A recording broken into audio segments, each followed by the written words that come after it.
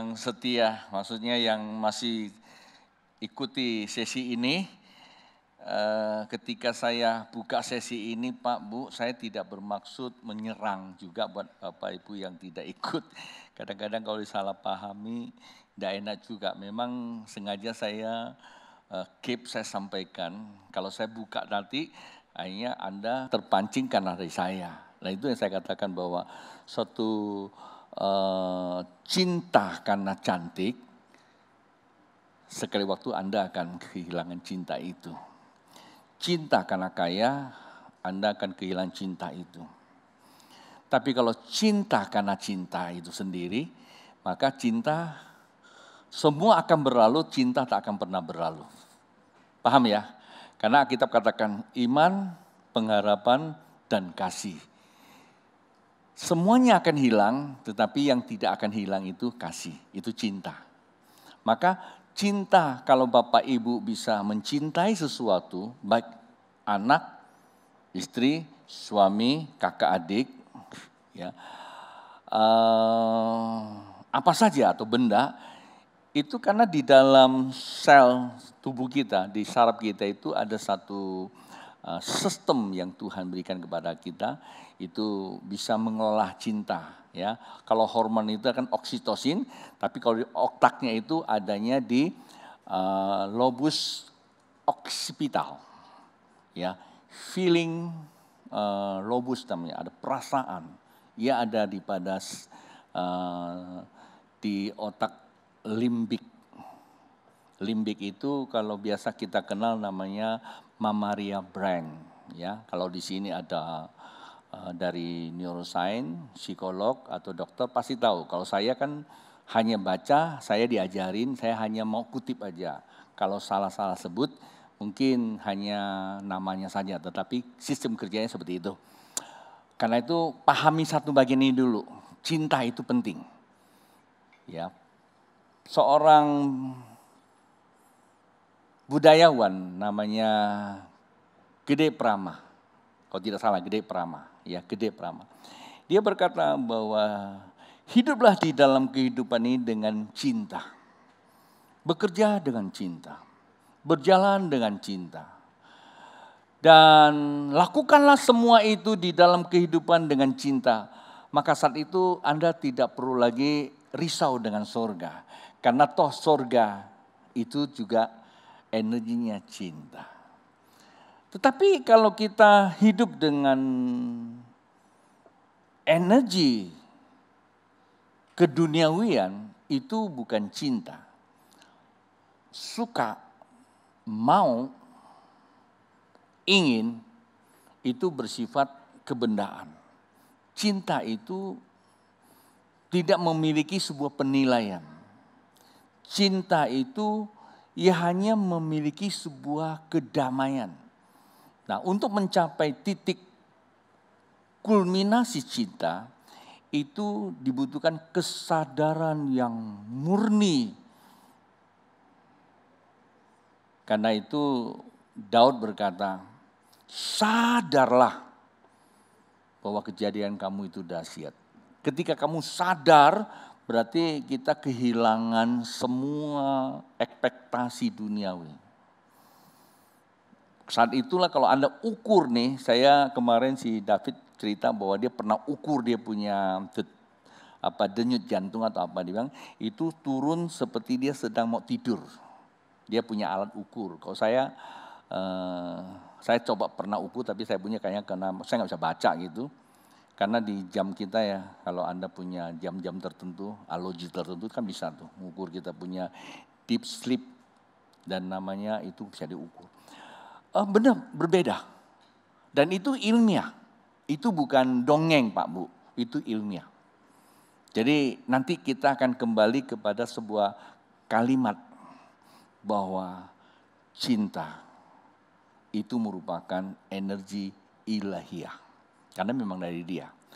Oke, nah sebelum nanti kita sama-sama mengalami cinta ilahiyah, ada beberapa komentar saya, bisa disimak pelan-pelan sebagai pencerahan aja sebelum saya masuk ke sesi 2. beberapa materi.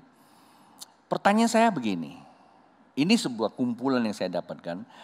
Seorang bapak ditanya, kenapa kamu ngotot sekolahkan anak kamu menjadi sekolah tinggi? Jawabannya satu, saya takut anak saya nanti jadi bodoh. Kalau dia bodoh dia akan jadi orang miskin. Dia kalau orang miskin dia akan terbelakang, tercampak kemana pergi. Maka aku mulai ingatkan kepada anak saya, nak, papa tidak mau kamu jadi orang bodoh. Papa sudah tahu banyak orang bodoh karena nggak mau sekolah. Lalu anak itu disekolahin. Selesai anak itu jadi sarjana, pintar nggak? Pintar kesarjanaannya. Setelah sekian lama itu anak sudah hidup di dalam dunia nyatanya dia, dan benar dia tersingkir ke pinggiran sana. Pertanyaannya kenapa? Niat untuk sekolahkan anak itu baik. Niat supaya anak itu menjadi pintar itu baik. Tetapi tanpa sadari dia sedang menghipnotis anaknya jadi bodoh. Kenapa? Takut dia jadi bodoh. Kata takut dia tidak mengenal. Kata takut itu adalah kekuatan, sebuah energi yang sudah ada di alam semesta. Saya pernah tanya seorang sahabat, mengapa kamu asuransi? Saya takut. Nanti saya kalau masuk rumah sakit, saya nggak punya biaya. Begitu dia masuk rumah sakit dan dia selalu begitu dia masuk asuransi dan dia cenderung sering masuk rumah sakit. Dan pada akhirnya dia meninggal di rumah sakit.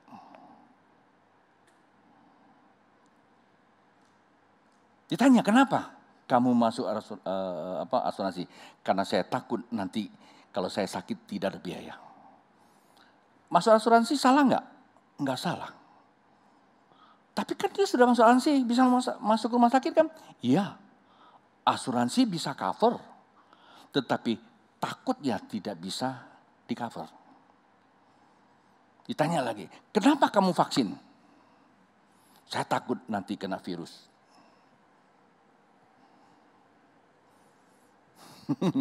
Ini kumpulan dari para para ahli loh, untuk memberikan sebuah pencerahan buat banyak manusia. Kenapa kamu divaksin? Jawab apa? Saya takut ada virus. Saya takut kepapar. Saya takut.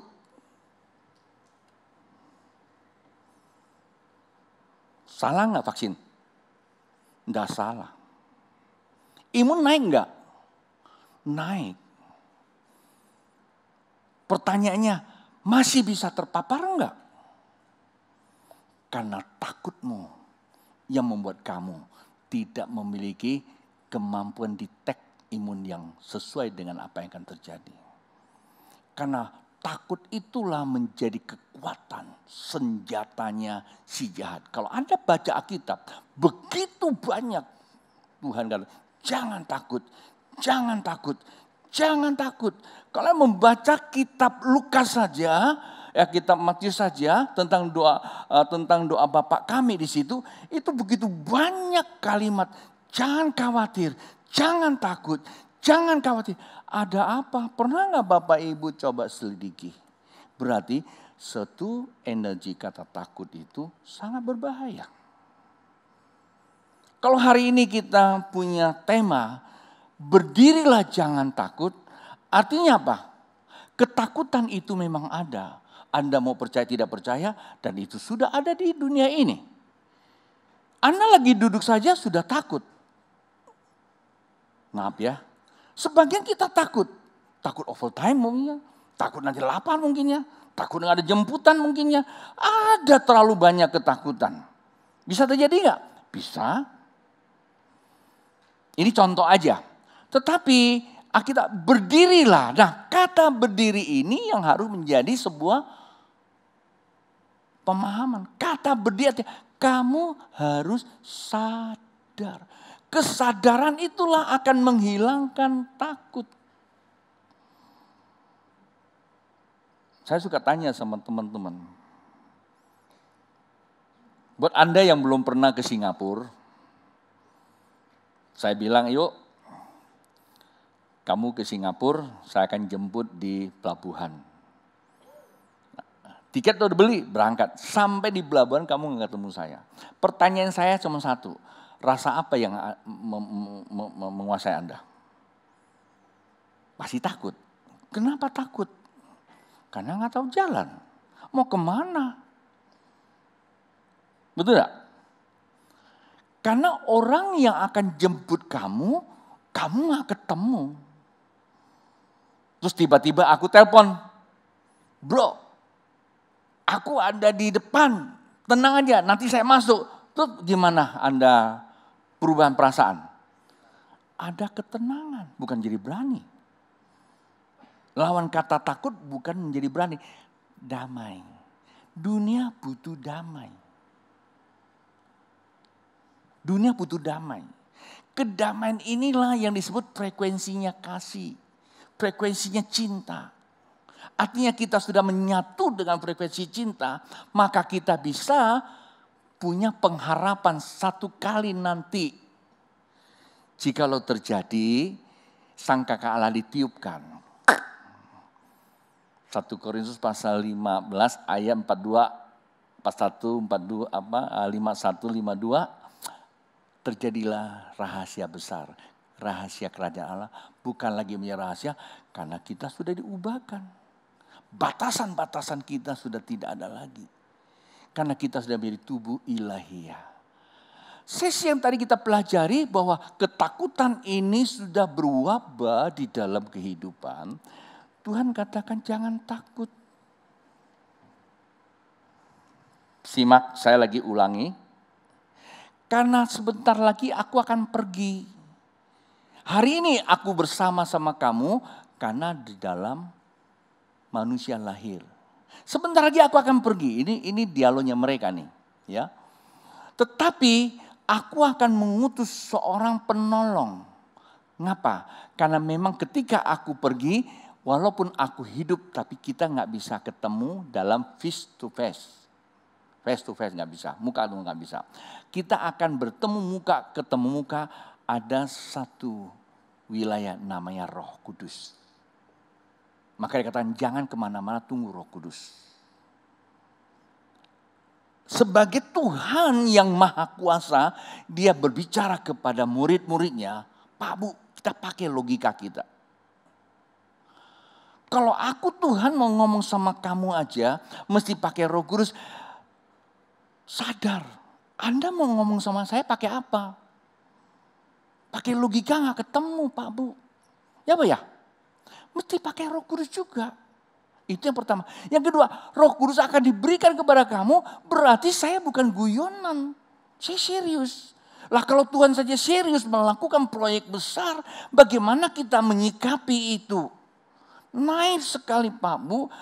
Ketika persoalan yang kita alami, semua janji Tuhan itu sepertinya cuma adanya di lemari besi tua. Itu zaman dulu. Terus kalau ingatkan lagi, aku sudah coba bro. Tadi ini benar, tapi aku sudah coba bro. Enggak. Kalau kamu udah coba yang benar gak mempan, kamu cari yang mana? Cari yang sensasional. Dan itulah penyesatan di akhir zaman akibat daripada ketakutan. Di dalam Tuhan Pak, enggak ada masa lalu. Enggak ada yang sudah gak dipakai lagi di lemari besi. Keilahian itu dulu sekarang akan datang. Bagi Tuhan cuma satu. Dia itu kebenaran.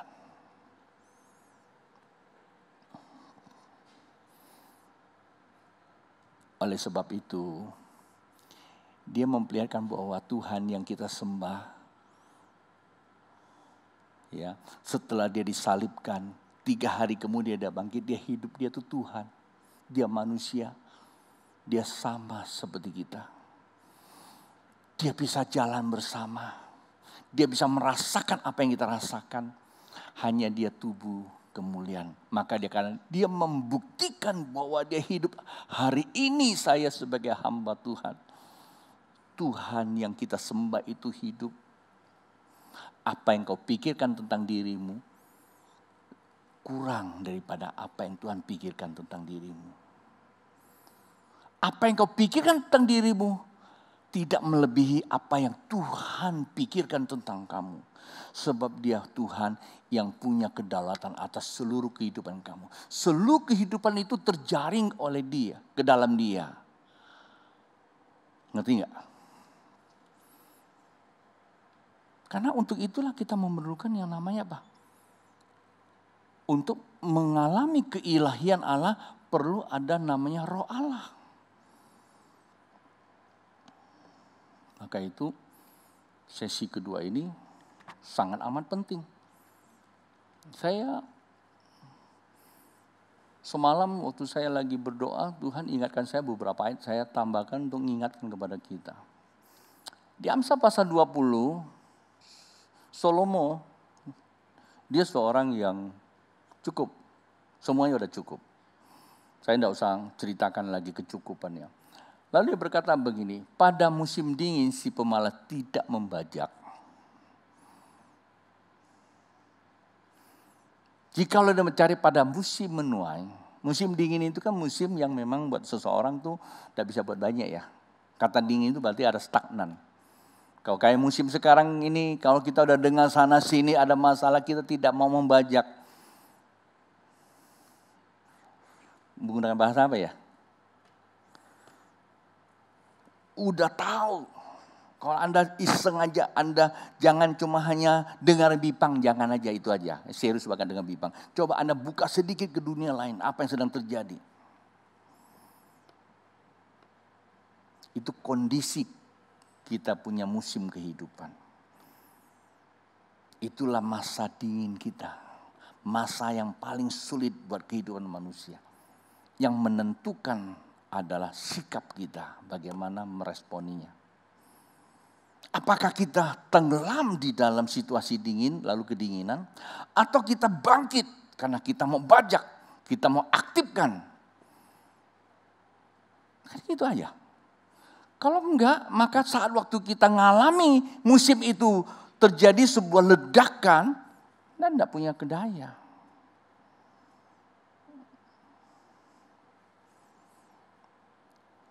Dunia ketakutan itu gampang dipicu loh.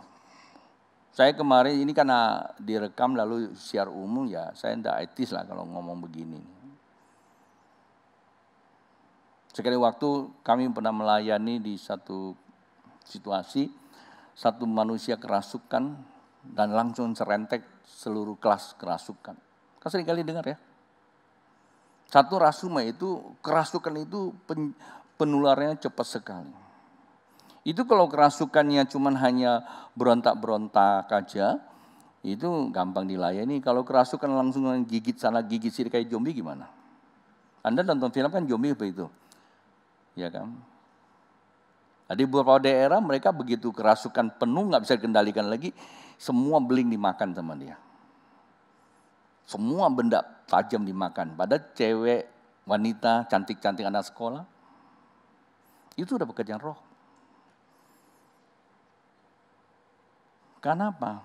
Situasi sedang menghipnosis kita, mempengaruhi kita sampai kita pada dimensi ketakutan yang begitu kuat sekali.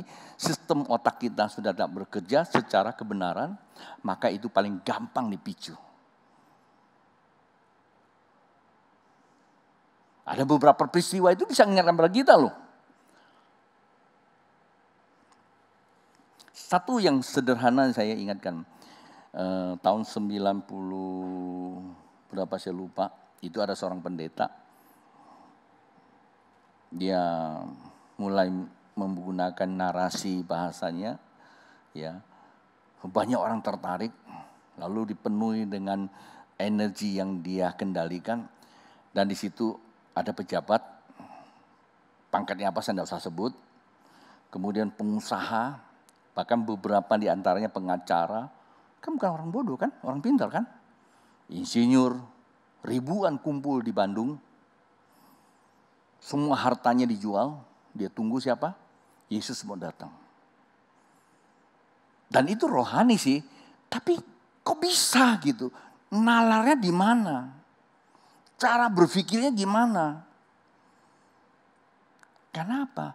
Karena sudah dihipnosis oleh berita yang disampaikan. Nah sekarang dunia sedang hipnosis kita nih. Dan pada suatu ketika dia mau, dia tinggal menyalahkan saja. Saya kemarin menggunakan suatu istilah nih, istilah gini. Satu ketika ada di satu komplek, itu karena dia pergi, dia lupa kunci, lupa matikan kompor gasnya dengan benar, sehingga gasnya bocor. Ya, rumahnya kosong dan seluruh rumah itu sudah terpenuhi dengan gas. Sebenarnya gas alam itu kan tidak berwarna dan tidak beraroma, tapi ya kita manusia karena akal sehat kita kasih dia aroma supaya ada bau-baunya gitu. Tapi ya namanya orang kagak ada kan, saking sudah lama ya aromanya hilang gitu. Tapi gasnya kan kapan hilang? Ada di lingkungan situ. Apa yang terjadi? Pada suatu dia nyalakan api, langsung rumahnya kebakaran. Dan satu rumah semua habis dimakan api.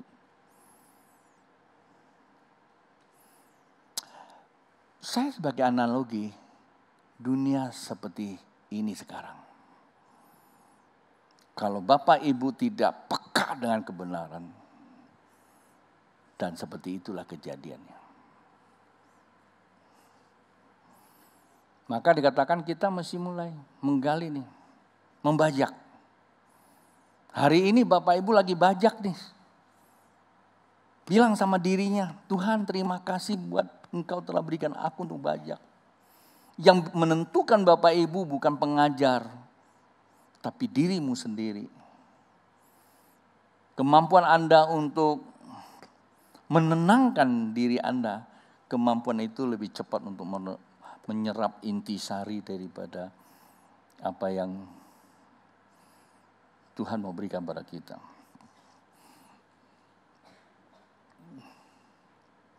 Jikalau mencari pada musim menuai, maka tidak ada apa-apanya. Nah, ini ayat kedua nih. Nah, tujuannya apa? Ada satu kata Daud, kata Salomo, rancangan di dalam hati manusia itu seperti air yang dalam. Sebenarnya rancangan apa? Rancangan Tuhan dalam manusia itu dikatakan betapa dahsyatnya, Daud berkata. Jadi sebenarnya kalau saya sudah sering kali menggunakan contoh-contoh, di dalam diri kita itu sudah begitu luar biasanya potensi yang Allah taruh di dalam kita. Kenapa? Karena rohnya sendiri ada di situ. Tuhan berikan kita jiwa yang hidup, berikan roh dari debu dan tanah. Kemudian Tuhan memberikan apa? Jiwa yang hidup. Waktu ditiupkan nafas itu jiwa yang hidup. Rohnya Tuhan di situ. Kan dahsyat. Hanya kita tidak menghargai pemberian Tuhan itu, kita lebih menghargai kita punya pengetahuan yang datangnya dari mana saya gak tahu, lalu lari sana, lari sini, kita tergoda oleh sebuah konteks yang bukan kebenaran. Rancangan di dalam hati manusia itu seperti air yang dalam. Ini kalimat kedua baru bagus. Tetapi orang yang pandai tahu menimbanya. Kalau ini di counter ya ke ayat yang keempat, artinya untuk membajak diperlukan apa? Diperlukan kecerdasan. Untuk membajak itu diperlukan kecerdasan. Kecerdasan yang tinggi adalah kebenaran. Maka Alkitab katakan takut akan Tuhan. Kata takut itu apa? Menjadikan kebenaran itu adalah kebenaran yang utuh dan disitulah permulaan daripada hikmat. Daud berkata di dalam Amsal pasal yang kedua ayat yang ke-6. Perkataan Tuhan itulah sebenarnya itu adalah hikmat. Perkataan Tuhan. sabda Allah, firman Allah, itu adalah hikmat. Pak Bu, bukan hanya hikmat, karena hikmat itu Anda nggak bisa terjemahkan, itu pekerjaan ilahiyah itu, pekerjaan roh itu. Nggak bisa diterjemahkan. Maka dikatakan selain kau mempunyai hikmat, maka hikmat itu akan bermutasi ya. Kalau saya bertransformasi menjadi apa? Pengetahuan, karena manusia itu kan maunya tahu aja kan. Maka dia bertransformasi jadi pengetahuan. Dan ingat, Alkitab katakan sekali Tuhan berbicara, hikmatnya itu ada 2 hal kamu dapat. Itu kata Daud ya di dalam Mazmur pasal yang ke-62 ayat 11-12 itu. Sekali Allah berbicara 2 hal kamu dapat. Artinya pada saat waktu Allah bicara itu hikmat. Allah berpikir. Kalau Allah tahu bahwa dunia sedang mengancam anak-anaknya, Allah berpikir bagaimana menyelamatkan anak-anaknya kan. Kalau Anda punya anak, kalau dalam kondisi bahaya Anda berpikir nggak? Berpikir. Waktu Allah berpikir itu langsung nyambung ke pikiran kita. Karena Allah itu tidak perlu datang tiupin kita, nggak perlu. Karena jaringan Allah itu namanya jaringan ilahi itu sudah melingkupi alam semesta ini. Allah itu di surga. Begitu Allah berpikir bahwa Thomas bahaya, itu langsung sudah bekerja di dalam otak, itu hikmat. Nah, hikmat itu mempunyai 2 hal dalamnya, kata pengetahuan. Pengetahuan itulah kemampuan manusia untuk menerjemahkan apa sih yang Tuhan mau. Itu pengetahuan. Bukan apa sih yang saya mau. Apa sih yang Tuhan mau. Pak Bu, perhatikan baik-baik, ini masalah ini. Di sini persoalan besar. Begitu kamu mengerti apa yang Bapak mau, maka langsung apa yang Bapak mau itu energi. Energi Allah bekerja, memberi kemampuan kamu bekerja sesuai dengan kemampuan Allah. Bayangkan. Tapi kalau kita pada saat pengetahuan kita, apa yang saya mau, dan kita dikuras habis tenaga kita untuk melakukan apa yang kita mau, ujung-ujungnya kita menjadi tempe. Paham ya? Saya berharap Bapak Ibu bisa nangkap nih bahasa yang seperti ini. Nggak terlalu tinggi kan? Jadi itu penting. Pengetahuan yang bersumber dari Allah, ada urapannya kalau bahasa rohaninya. Nah urapannya itu tiba-tiba kita bisa melakukan. Kok saya nggak ngerti, kok saya bisa ya? Itu yang saya katakan seperti orang bermimpi. Kasih Allah tercurah, anugerahnya terjadi. Seperti kita tuh nggak belajar kok bisa terbuka semuanya. Coba sekarang, karena kita berjalan waktu, kita udah pandai, itu udah nggak ada lagi. Pengetahuan berubah. Jadi pengetahuan manusiawi, kemampuannya kemampuan manusiawi. Pak Bu, kalau kita menggunakan kemampuan manusiawi, ada 2 hal Anda mesti lihat. Ini hukum. Ini namanya hukum kehidupan. Pertama, hukum kehidupan, Bapak kalau melakukan pekerjaan mengandalkan kekuatan manusia, berapa lama sih kekuatannya? Pasti akan menguras tenaga. Itu hukum kehidupan. Yang kedua, ada namanya hukum agama. Hukum agama sudah jelas, dalam hukum itu kata barang siapa mengandalkan kekuatannya, maka dia akan masuk dalam wilayah apa? Terkutuk. Kita hidup di dunia yang sudah serba ketakutan, terus dibekali lagi dengan kutuk. Itu yang kedua. Terus yang ketiga, terus tenaganya istilahnya kayak Anda dengar ke orang yang kena kanker, tahu nggak? Itu kan tiap jam itu kan dia punya sel itu digerogoti, itu seperti itu. Karena kalau kita menggunakan tenaga kita sendiri nih, hidup menggunakan tenaga kita sendiri, ya itulah tenaga digerogotin terus. Kenapa? Bermutasinya sel kita itu dengan penggunaannya itu nggak seimbang. Maka perlu ada keilahian. Itulah sebabnya munculnya ada agama. Tujuan agama sebenarnya lepas dari keselamatan ya. Tujuan agama semua itu membuat kita kembali kepada mindfulness sebenarnya. Kesadaran yang penuh. Saya tidak menyinggung agama. Semua agama tujuan Tuhan kok. Semua agama tujuan Tuhan. Kalau Anda baca Alkitab, beberapa orang-orang yang tidak kenal Yesus justru juga dia sudah lakukan pekerjaan Tuhan. Walaupun memang keselamatannya itu nanti mesti nama Yesus ya. Tetapi mereka sudah lakukan. Mindfulness itu sebenarnya adalah Tuhan.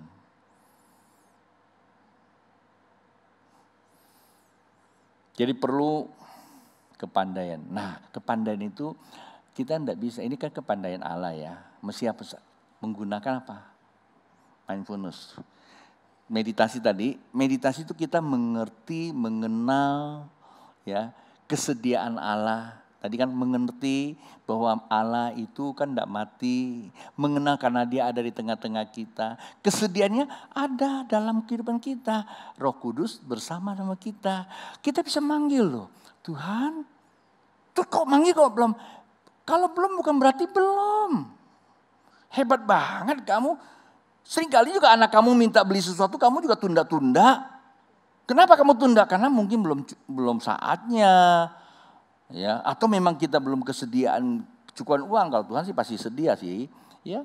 Kalau kamu minta jodoh Tuhan belum kasih, ya barangkali Tuhan tahu kamu belum bisa ngerawat diri kamu, dikasih jodoh, diri kamu aja kamu kagak bisa kok. Ya kan? Kalau dikasih jodoh nanti gimana? Jadi, tapi kadang-kadang kita bilang, Tuhan nggak nolong, hanya ke hantu. Sama aja kalau lagi sakit, Tuhan tolong. Tuhan nggak tolong, kita lari ke hantu juga.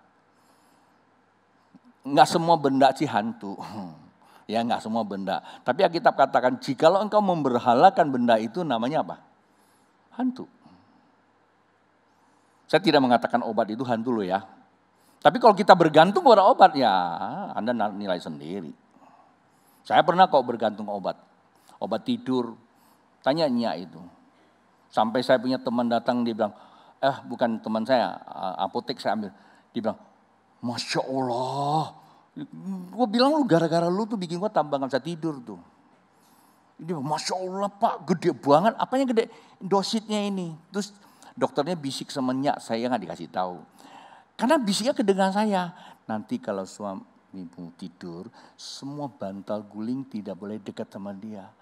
Terus Nya tanya sama dia, kenapa? Itu kalau ketutup, dia kalau makan obat ini udah kayak orang gak sadar diri. Ketutup sama bantal langsung jalan tuh barang.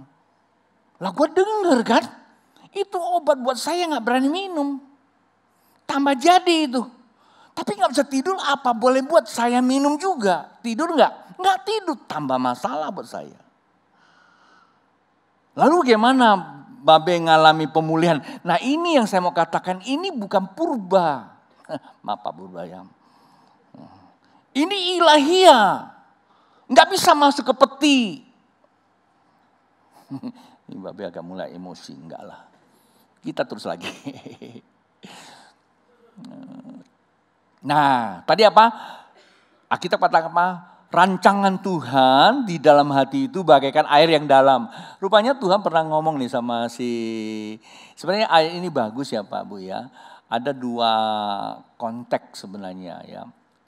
Dua konteks peristiwa ya. Satu ketika pada hari Pentakosta Tuhan bicara ini. Ya katakan. Dan pada hari terakhir yaitu hari puncak perayaan itu. Yaitu berdiri dan dia berseru, barang siapa haus. Ya, sebenarnya Tuhan berseru, barang siapa haus, dia katakan apa? Baiklah ia datang kepadaku dan minum. Artinya apa? Kondisi apapun yang kamu alami, ingat datang kepada aku. Nah, tuh datang minum. Minumnya pakai apa? Perjamuan kudus. Boleh aja sih, tapi bukan itu Pak, nanti benda lagi. Anda datang ke sini ambil perjamuan kudus, tiba-tiba nggak ngalir. Anda bilang, salah nih minum perjamuan kudusnya, nggak ada ayatnya nih. Minta enak ganti ada ayat. Itu semua benda aja kok, ya nggak jadikan itu lebih rohani lah ya. Tetapi di mana sih letaknya dikatakan? Nah di sini dia nih. Ayat ke-20 38.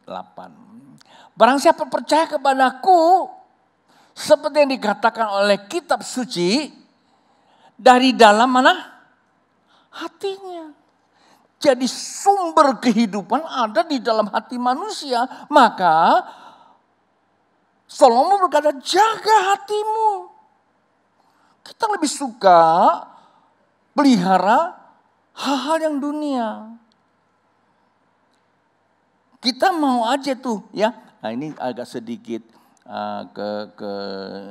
ke ini nih, ke neuroscience nih, ke otak nih. Jadi otak kita itu kan ada 3 bagian, otak depan, otak kecil, otak tengah. Ya, otak tengah itu namanya limbik ya. Otak limbik itu kan masih banyak ya, lobus semuanya, tapi dari depan ke belakang itu namanya batang otak, itu namanya reptile brain, itu otak reptil kan udah tahu sendiri ya. Ya, nah saya istilahkan itu ada air kompleks itu namanya. Depan itu ada kiri kanan, ya otak itu namanya neokortek, satu itu namanya akal atau budi atau logik atau nalar. Belakang itu sebenarnya lebih sifat kontrol, mengingatkan, mengkontrol kita. Kalau istilah kapal itu ya, itu kemudinya tuh ada di belakang kan. Tuh, mau ke kiri, mau ke kanan, berikan keseimbangan itu Pak Bu. Nah, terkadang manusia ini hatinya itu dikontrol sama pengalaman. Pengalaman kalau kita disakiti itu disimpan, terus yang simpan di mana? Simpannya adanya di namanya kalau di otak kita ya, ini dokter dengar ini ini Babe belajar dokter, enggak, saya cuma tahu aja. Itu ada kiri dan kanan. Kiri disebut lobus temporal, satu lagi adanya lobus parietal. Kemudian ada namanya hipokampus, ada hipotalamus. Hipotalamus itu adalah bersifat otonom. Otonom itu kalau dia sudah bereaksi, nggak ada satu kekuatan yang bisa dihentikan. Kecuali hanya dengan cinta. Damai maksud saya. Nah, Anda ukur deh ya, kalau Anda jatuh cinta, dia punya jantung denyutannya gimana? Lebih tinggi nggak denyutannya? Nah itu kan bisa diberhentiin. Anda mau pengen coba-coba bikin dia bergerak cepat nggak bisa karena itu otonom namanya. Aku ingat ini kira-kira 35 tahun yang lalu waktu aku lagi sakit konsultasi sama dokter ya di Jakarta, ada seorang ahli. Dia cerita sama saya ada otak otonom. Dulu saya nggak gitu ngerti. Saya jadi pendeta baru saya mau pengen otak-otak itu gitu loh ya. Ya, untung bukan otak-otak Palembang gitu loh. Jadi saya ngerti gitu loh. Nah Pak Bu, kalau umpamanya kebencian itu sudah berakar di situ, Anda tuh bisa marah orang terus ya, hati kamu kotor.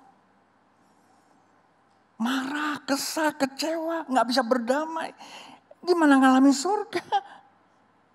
Paham nggak? Maka Tuhan jaga karena di situ sumber kehidupan.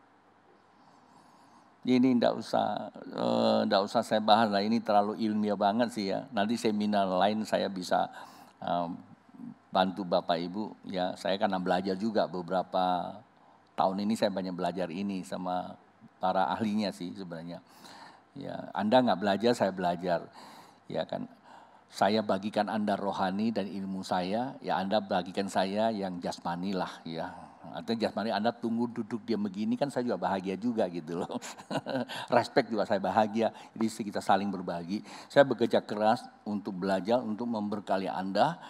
Ya Anda juga mesti bekerja keras dong, ya bekerja keras untuk belajar supaya Anda di luar bisa jadi berkat, kan bagus itu.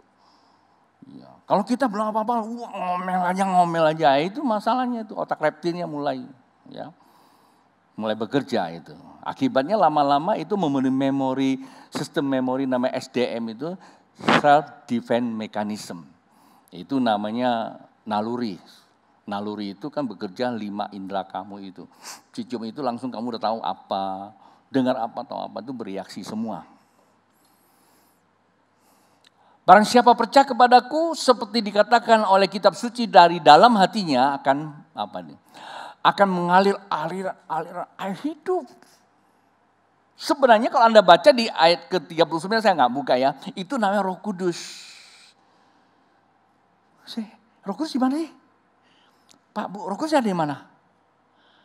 Roh Kudus di surga. Kita cari surga. Kita panggil, Roh Kudus datang. Coba ayat ini bilang apa?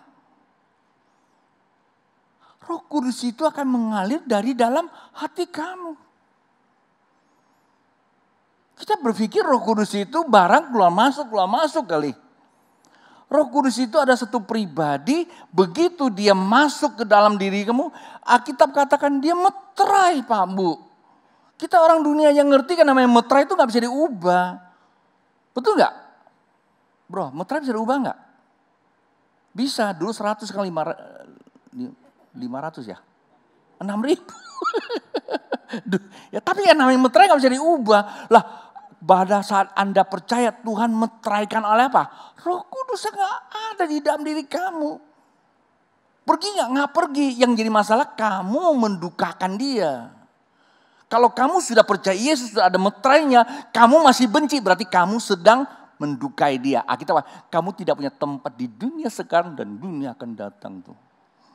Kok gak ngerti ya? Gak ngerti yang ini kan? Nah kalau gak ngerti lagi mau kemana Pak Bu? Kadang-kadang ya para hamba Tuhan di Alkitab ya, itu Rasul, kemana di tempat ke Tartarus? Serahkan kepada iblis katanya kan, betul gak? Karena Injil diberitakan masih gak terbuka juga. Saya sih gak berani, tapi Alkitab bilang jangan-jangan dia sudah ditakdirkan untuk binasa. Ngeri gak Pak Bu? Ngeri, hidup ini sangat ngeri banget. Nggak ada jawaban tengah-tengah Pak Bu. Mesti belajar, dapatkan namanya kliknya tuh. Mau klik kanan, klik kiri, terserah. Yang penting kliknya dapat dulu. Tapi saya sarankan klik kiri aja. Klik kanan. Kalau yang kiri-kiri agak bahaya. Udah ya, kita jangan terjemahkan macam-macam ya. Oke Pak Bu, ya.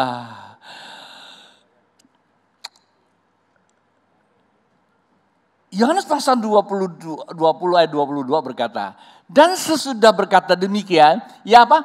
Menghembuskan mereka dan berkata, terimalah apa? Roh Kudus. Pak Bu, ini waktu Tuhan Yesus di hari pertama setelah dia bangkit, ya mungkin ini waktu Paskah ya, waktu dia bangkit, lalu ini kalau Anda baca kitab ya, jadi mereka ketakutan, kenapa? Ada ancaman dari luar kan, karena Yesus saja dibunuh, ekspektasi mereka itu Yesus jadi raja, mungkin raja lalu jadi panglima, memimpin perang itu, semua udah siap perang, buktinya waktu lagi di Taman Getsemani aja, salah satu murid langsung bawa pedang, memang tukang perang sih ya, kita ini hidupnya suka perang-perangan aja kok, ya kan kalau Anda lihat di dalam secara neuroscience itu, bahwa otak manusia itu memang sudah dibekali namanya apa? Hormon perang ya. Maunya fight aja. Itu otak reptil ya. Pokoknya sedikit fight. Kalau nggak bisa fight, pakai media sosial. Ya kan. Ya saya nggak bisa lawan Anda, saya pakai media sosial ngomong aja. Saya ini ya, kira-kira gitu loh ya. Nah, itu begitu. Nah, ekspektasi mereka pada waktu itu Yesus itu sebagai panglima perang, mari kita perangi, kita bangun kerajaan yang dipikirkan oleh manusia. Kata Tuhan, yang kamu pikirkan bukan pikiran Allah, itu pikiran setan tuh. Saya sih nggak pernah ngomong begitu sih sama jemaat. Tapi Tuhan Yesus pernah ngomong sama si Petrus, itu pikiran setan. Ya, pikiran Tuhan bukan begitu. Pikiran Tuhan itu ya bukan perang seperti itu, ya kan? Nah, pikiran Tuhan itu adalah kamu mengerti tujuan daripada akhir. Jadi apa? Roh Kudus baru kamu bisa pengertian. Karena Roh Kudus bisa bawa kamu pengertian. Saya nggak banyak cerita filosofi teologisnya tentang Roh Kudus. Anda sudah tahu semua peran apa saja. Waktu dia kan, pertanyaan saya sudah ada belum? Tuhan Yesus itu dia belum naik ke surga. Dia baru bangkit hari pertama, lalu murid-muridnya semua udah ketemu dia. Terus dia bilang apa? Damai sejahtera kuberikan kepada kamu. Yaitulah cinta. Aku buktikan pada kalian kan, aku mengasihi kamu karena aku ini kasih. Karena Bapak itu kasih. Saya dari Bapak, saya ini kasih Bapak. Kasih itu gak kelihatan kan? Nih, aku udah mati loh. Membuktikan aku mengasihi kamu. Sekarang aku hidup lagi. Karena aku mengasihi kamu. Maka begitu aku ada di hadapanmu, damai sejahtera. Waktu itu Tuhan datang kepada mereka dalam apa? Dalam apa? Dalam tubuh ilahiyah. Mereka dengar enggak? Dengar. Kenapa? Karena sejak kebangkitan oleh Roh Kudus 40 hari dia berhubungan dengan manusia karena Roh Kudus. Jadi bisa sudah lihat kok Tuhan Yesus itu sampai dia naik ke sorga. Pada saat waktu kita dipenuhi Roh Kudus, maka dia kata, dia hembuk sana napas, terimalah Roh Kudus. Tapi Alkitab katakan apa? Memang dia belum naik, maka tunggu dulu. Tetapi meterainya Anda sudah dapat. Kebenaran sudah dapat. Dan Alkitab katakan bahwa kita akan dapatkan. Tapi kita semua sudah dapat kan? Tapi kita akan terus menerus dipenuhi. Pak Bu, kalau hari ini Anda lagi stres. Kalau hari ini Anda sedang mengalami kekacauan. Saya nggak stres kok B. Ya kita nggak usah ukur. Anda pergi aja ke psikolog, nanti ukur pakai alatnya ketahuan Anda stres atau enggak. Pendeta aja banyak stres. Saya aja kadang bisa stres loh. Saya pernah satu pagi ya, saya salah masuk frekuensi. Jujur aja, salah masuk frekuensi. Kok berat banget otak saya ya. Oh tadi saya kebanyakan pikir tentang sains, neurosainsnya. Saya nggak masuk ke ilahi. Saya bertobat, 15 menit kemudian saya ngalami sebuah transformasi lagi. Ada restorasi kembali otak saya ngalami ngalir. Tenang, kalau enggak saya bisa masalah sepanjang hari itu. Bisa, karena kamu terlalu paksakan kita membuat secara sesuatu yang menggunakan neuroscience. Jadi kita betul-betul harus seimbang. Nah, kalau kita kembali kepada Tuhan, ya berjumpa dengan Dia, ingat energi apa? Shalom itu bukan bahasa, tapi itu energi. Dan shalom itu mempunyai sebuah reaksi kimiawi dan reaksi listrik. Dan dia bersifat junction, tahu junction ya? Tahu ya Pak? Ngerti ya junction ya? Junction itu seluler ya, sel yang bisa bergerak, inti daripada materi itu namanya junction. Ada 3 di dalam tubuh kita, ya energi. Bioenergi namanya, ada listrik, ada kimia, ada namanya junction. Junction ini adalah protonnya, intinya itu bisa berkomunikasi, bisa bereaksi, bisa bermutasi. Itu intinya sel. Ya itu. Dan pada saat itu Anda kata, Tuhan ini berkomunikasi, shalom. Shalomnya di sini Pak Bu, di junctionnya itu. Shalomnya ada di mana? Dari sorga sampai ke hati kamu. Dari sorga shalomnya itu getaran gelombangnya itu gak pernah berhenti. Bisa gak kita temu itu? Shalom, damai. Nah kedamaian itulah memberikan tempat buat Roh Kudus untuk bereproduksi di seluruh jaringan tubuh kita. Roh Kudus itu. Bukan tidak ada ketakutan. Ketakutan manusia. Tapi ada pencerahan. Lihat api takut? Takut tapi ada pencerahan. Ada belambir kok. Wih dunia lagi krisis ada pencerahan. Saya masih bisa buat ini kok. Jadi kita bisa mengambil keputusan berdasarkan hikmat ilahiyah. Maksudnya hikmatnya Allah. Kisah, nah ini kan cara kita untuk mendapatkan ya. Pertama, yang ini sudah meterai. Kata Tuhan, terimalah Roh Kudus, semua akan terima. Kalau yang udah pernah kaget, Pak Bu, Anda akan terus-menerus mengalami. Oh kemarin saya udah dibaptis kok, iya saya tidak terlalu persoalkan. Tetapi sekarang Roh Kudus yang membuat kita mengalami damainya Tuhan, cintanya Tuhan itu aja udah. Ini anak-anak saya ini biasanya saya suka menggunakan mereka. Ada satu anak saya itu dulu waktu dia masih remaja, saya tuh kalau suruh baca Alkitab itu bergumul banget. Itu karena saya kasih hukuman atau saya kasih dia tukar uang 1 ayat. 100 rupiah. Coba cepat gitu. Ya, sudah selesai. Aku bilang, kamu baca kitab Amsal. Bentar kitab Amsal, 31 pasal selesai. Anda bayangkan, satu pasal dapat 100 rupiah, Asu mesti bayar, kali 31. Terus aku bilang gini, carikan kata Tuhan berapa banyak, itu agak lama dia. Ya kan kita boleh dong pakai trik juga kan. Memang ya bagaimana saya mau mengimpartasi nilai-nilai spiritual kepada anak-anak. Saya tanya anak-anak saya. Kalau pagi sudah jam 5 dia gak mau bangun, saya semprot pakai apa? Pestol. Itu gak boleh tiru ya. Itu udah kenyang anak-anak saya.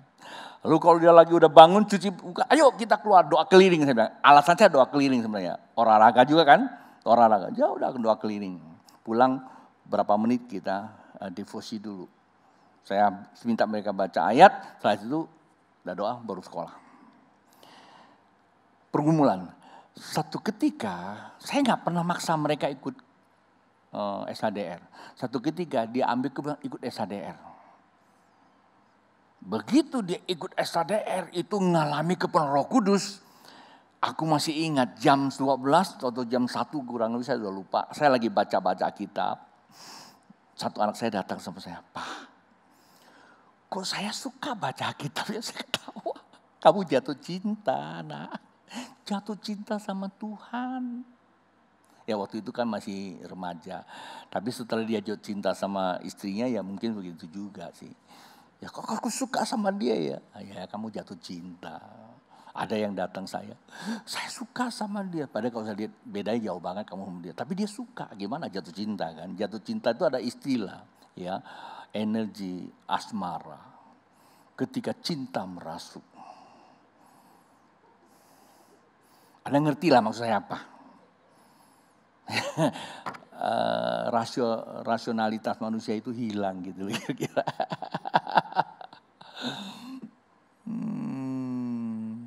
Nah itu yang pertama ya, ini atasnya Anda ingat berarti kita. Nah cara untuk kita ngalami terus menerus ini dia. Dan ketika mereka sedang berdoa, kenapa ya? Saya potong-potong ayat nih Pak. Anda jangan bilang ini Bapak pastor ini out of context. Ya oke saya ngerti lah cara teologi memang gak boleh. Tapi mari Pak Bu, saya katakan secara konteks memang saya gunakan ayat ini. Tapi saya mau ambil kontennya, di situ ada peristiwa apa? Di situ mereka sedang ketakutan menghadapi ancaman namanya Pilatus. Kekejaman Romawi dan mereka itu sudah hadapi sebuah goncangan mental yang luar biasa. Lalu gimana? Cari pertolongan kagak ada. Lalu mereka berkumpul, Anda baca di rumah ya. Mereka berkumpul dia kata Tuhan. Mereka berdiri untuk mengancam engkau dan mereka mau membunuh kami. Berikan kami kekuatan, berikan kami keberanian. Bahkan doanya sudah agak sedikit emosional. Ulurkan tanganmu, saya bingung tuh. Ya, ini semua metafora sih sebenarnya. Ya sebuah feel gitu. Ulurkan tanganmu, berikan kami keberanian dan ternyata dan Alkitab katakan doanya mereka sampai seperti itu.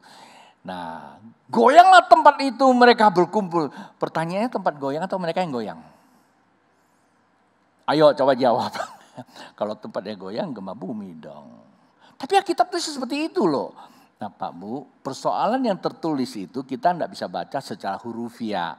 Karena ada begitu banyak, dan ini 2000 tahun lalu. Tetapi secara logiknya aja, setiap kita kalau lagi doain orang itu pasti terjadi goyang, yang goyang orangnya. Coba Anda kalau lagi catat ya, goyang-goyang, wah tempat saya goyang-goyang. Ada bilang itu gedungnya terbalik, bukan gedung terbalik, kamu lagi tidur gitu. Karena udah resting kan. Kok gedung terbalik? Tadi kan berdiri, ya bukan gedung terbalik, kamu yang terbalik gitu loh. Karena sadar kan, ya seperti itulah kejadiannya.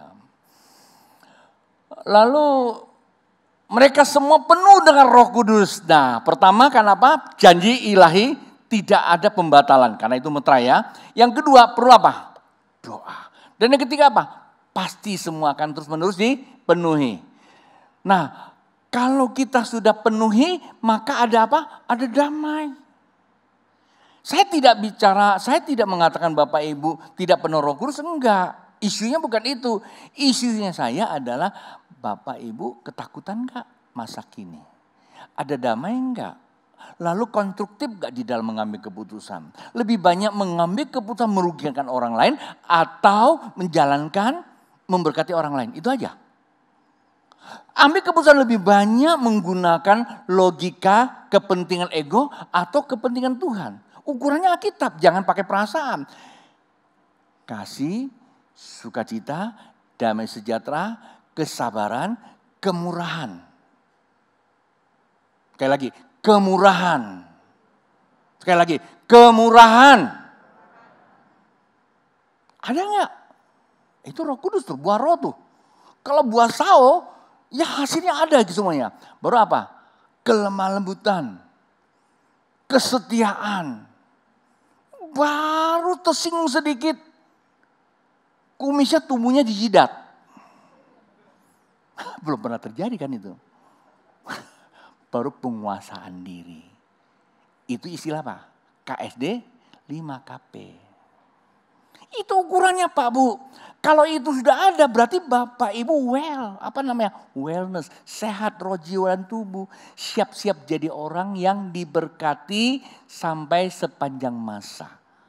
Karena itu kata Alkitab bukan kata saya. Nah cara gimana? Ya tadi dikatakan pegang janji Allah, berdoa dan pasti penuh.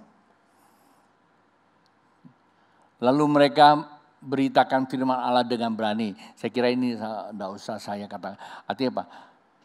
Keberanian muncul itu karena kita mengerti. Oke, saya kunci. Inilah 3 hal buat kita ngalami hari ini. Pertama, pegang dulu. Bahwa Yesus yang hidup itu, Dia akan berhadapan dengan kita. Kalau Anda ngalami masalah, ketemu siapa? Ketemu Yesus. Dia itu Tuhan yang hidup. Dengan apa? Roh Kudus. Karena Alkitab katakan dia hidup. Maka kita perlu Roh Kudus, dia meteraikan kita. Supaya kita dapatkan Roh Kudus. Dan yang kedua, doa. Apa itu doa? Doa itu berkata-kata Pak. Doa itu berkata-kata. Pada waktu kita berkata-kata, kita apa? Maka dari dalammu akan ada sebuah reaksi ilahiyah. Reaksi ya ilahiyah. Reaksinya Tuhan. Reaksi ilahiyah loh. Saya tidak mengatakan reaksi. Reaksi ilahi itu reaksi kebenaran itulah yang akan menarik ke penuh Roh Kudus. Reaksinya energinya Allah. Reaksi energinya kebenaran itu. Itu ilahiyah. Ilahiyah itu berarti apa? Sebuah materi. Ya, sebuah materi ilahiyah, sebuah benda ilahiyah, bukan benda lahiriah, benda ilahiyah. Benda yang real, realita yang membentuk tubuhnya Yesus itu. Nanti Anda dan saya juga akan mengalami karena di dalam roh kita ada itu. Dan itu akan bertransformasi pada saat waktu Yesus datang kedua kali, mengubah seluruh tubuh kita menjadi tubuh ilahiyah. Dan di situ akan terjadilah sebuah apa? Reaksi ilahiyah, maka roh Allah akan terus memenuhi kita terus menerus. Cara gimana? Doa. Bagaimana berdoa? Doa itu belief system. Ini yang saya ngalami sendiri. Dulu saya pernah seringkali dibully, saya nggak berani ngomong lagi karena saya punya buku. Saya dianggap pengajar sesat. Kemudian karena ada bukunya The Secret, lalu kok agak mirip-mirip. Tapi beda sebenarnya. Mereka lebih mengandalkan dengan visualisasi, ya. Lihat, kamu nanti bisa. Itu namanya tarik menarik, ya. Namanya law of attraction. Itu suka diajarin semua, ya. Terserah itu. Tapi saya ngajarkan sederhana. Katakan, pikirkan, rasakan. Kenapa saya tuh gitu? Karena pertama kali saya bertobat itu karena KPR. Saya gak punya kemampuan apa lagi. Berobat sudah. Dokter psikiater udah, semua udah. Dukun sudah, hanya dukun beranak yang belum. Semua sudah lakukan. Saya pernah nulis buku, abang saya bilang, karena ada satu kalimat yang mengubah mental saya cuma berlutut.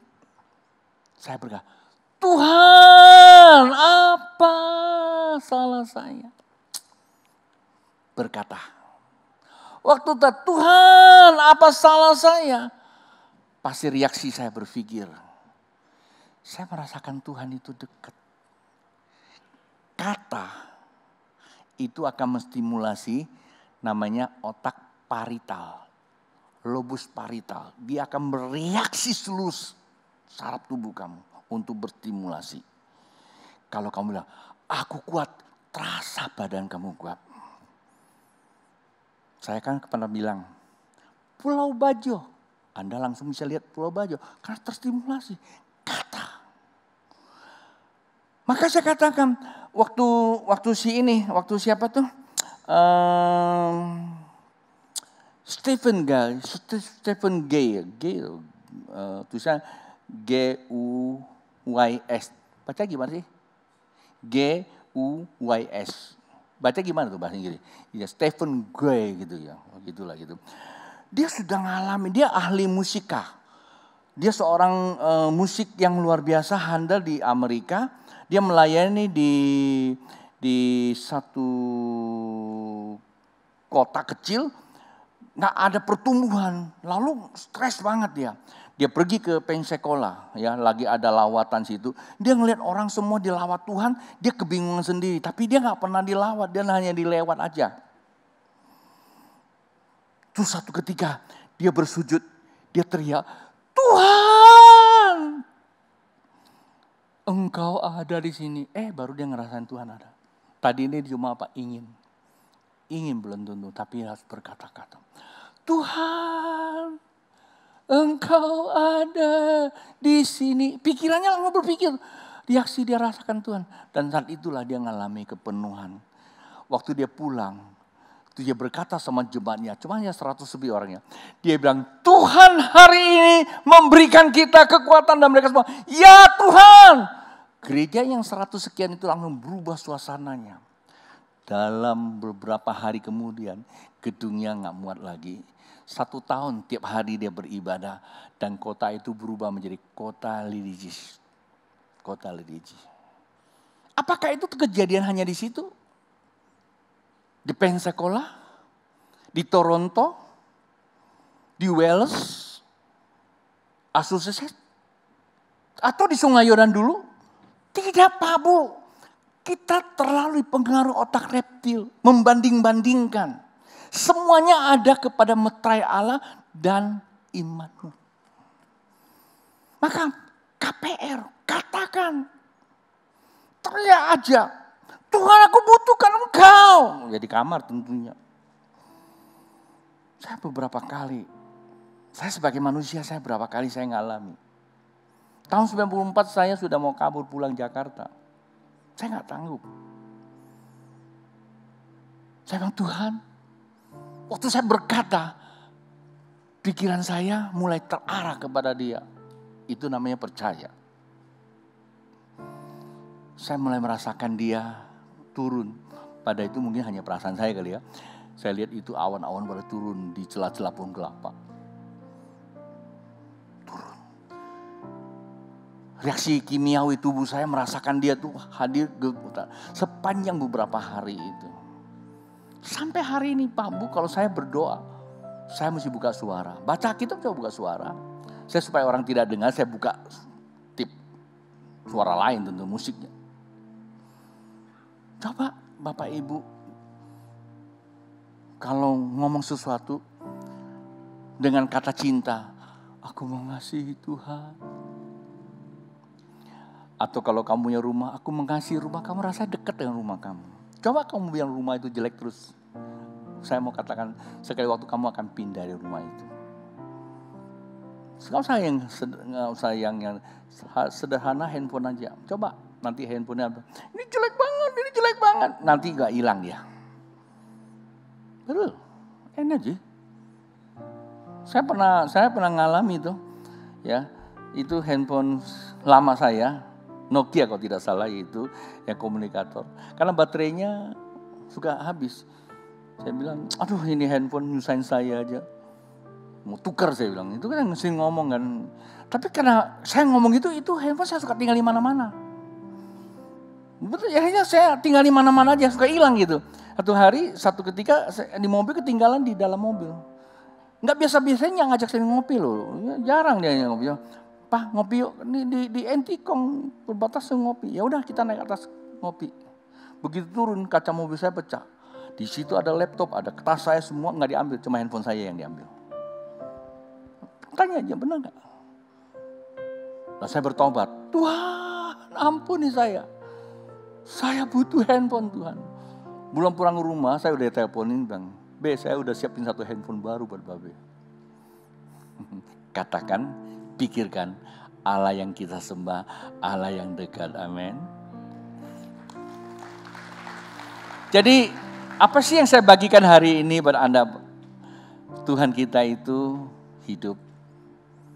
Pertama Anda mesti tangkap dulu. Yang kedua, Tuhan kita itu bukan Tuhan yang jauh. Yang ketiga, untuk berjumpa dengan Dia hanya Roh Kudus.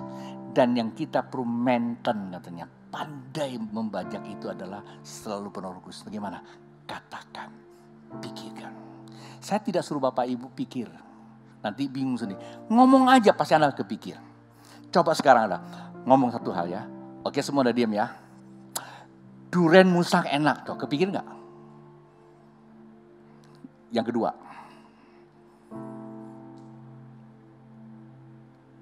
dua minggu lalu, seorang jemaat datang ke rumah saya, kasih saya satu mangga. Mangganya gede, begitu saya angkat mangganya, puji Tuhan, saya nggak bilang masalah. Puji Tuhan, saya pegang, saya mengkal. Saya ingat ini pasti Yusak doyan nih. Waktu saya kupas itu agak kuning hijau. Saya cium, wih, aroma duriannya seperti Thailand punya. Saya potong taruh di piring. Saya bilang sama asisten, tolong ya kasih cabai, terasi, garam. Dia keluarin. Pak Bu, apa yang dirasakan? Reaksi kimia tubuh bukan? Karena kata. Anda pasti berpikir, Anda bisa rasa. Nah ngapain kita kalau doa itu cuma hanya sekedar katakan. Tuhan, aku alami Roh-Mu. Itu beda loh. Nyanyi juga mesti harus diperkatakan dan dirasakan. Kalau nyanyi mereka udah ngomong. Tapi mesti rasakan. Itu beda banget. Kenapa? Perasaan tidak memilih kondisi. Perasaan itu selalu akan menarik kebenaran apa yang kau katakan. Mari saya tutup